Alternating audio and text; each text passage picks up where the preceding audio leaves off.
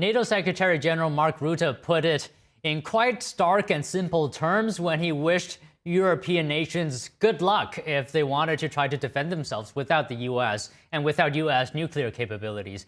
We're bringing on now Rick Fisher, Senior Fellow at the International Assessment and Strategy Center and an international military analyst. So Rick, always great to speak with you. Thank you for joining us today. And to start off, I actually have a clip here of NATO Secretary-General Mark Rutte. I just want you to take a look at this. If anyone thinks here, again, that the European Union or Europe as a whole can defend itself without the US, keep on dreaming. Can you just give us some sense of how Europe or European Union members' capabilities as a whole compared to those of the US? Yes, Don, thanks for having me back. The American contribution to the security of Europe, the viability of NATO is just fundamental and to its core. Secretary Rutte mentioned the American nuclear deterrent.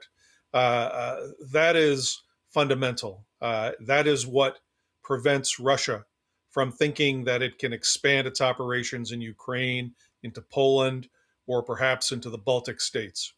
The American tactical nuclear weapons based in Europe are the first line of theater deterrence for the NATO alliance. And American air power, although based in Europe to a much lesser degree than it was just 10 or 20 years ago, is also a core capability that makes Vladimir Putin think twice before expanding his war in Ukraine. So how far in terms of years, I'm just wondering here, of building up would it take European countries to get to a level that it can defend Europe without U.S. help? Well, to build the same level of nuclear deterrent as the United States with a full-out effort would probably take 20 years.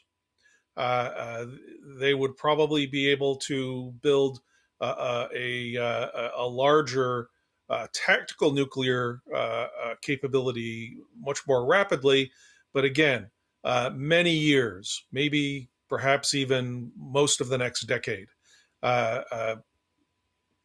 We're stuck with each other. We certainly appreciate the role that NATO plays in stopping a Russian military expansion. And because the potential conflict is over there, Americans should be very grateful that we can work with an alliance in Europe, NATO, to prevent war from spreading. So in terms of nuclear capabilities, the U.S. is compared to adversaries such as China or Russia. How advanced are those? Well, the Russian nuclear capability is, in some respects, superior to that of the United States. Russia probably maintains a force of close to 10,000 theater nuclear weapons of all variety. The United States perhaps has about 200 nuclear bombs, nothing else, just free fall bombs that depend on an aircraft for delivery, an aircraft that can be shot down.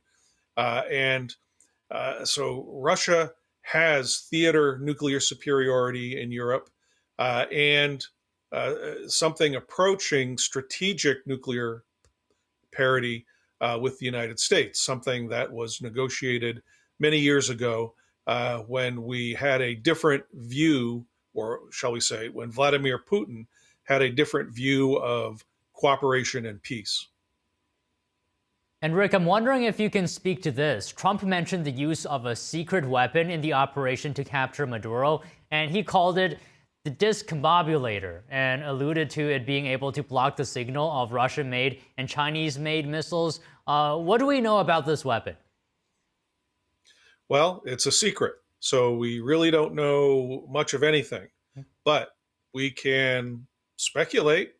The United States has had a lot of time to probably combine the effects of cyber warfare and advanced electronic warfare capabilities. I mean, it's been known for some time that the active electronically scanned array radars on our most capable 4+ and 5th generation aircraft have the ability to actually reach into the microelectronics of target weapon systems and hack them, essentially.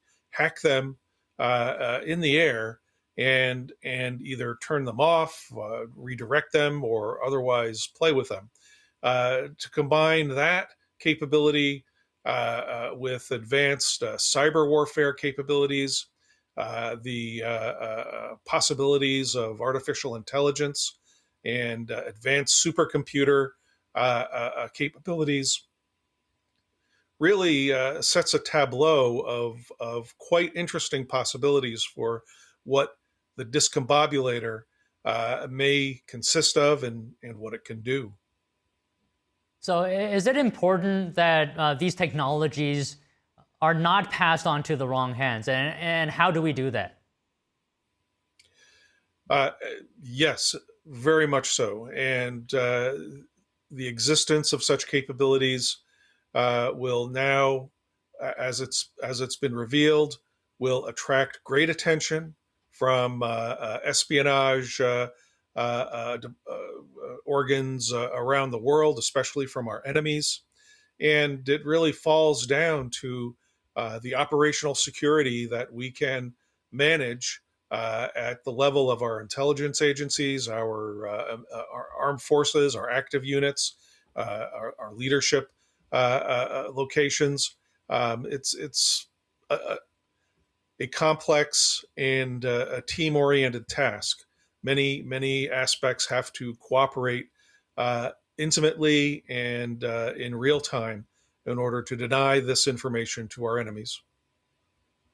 Well, okay, Rick, it's always great to speak with you. Thank you for your time today.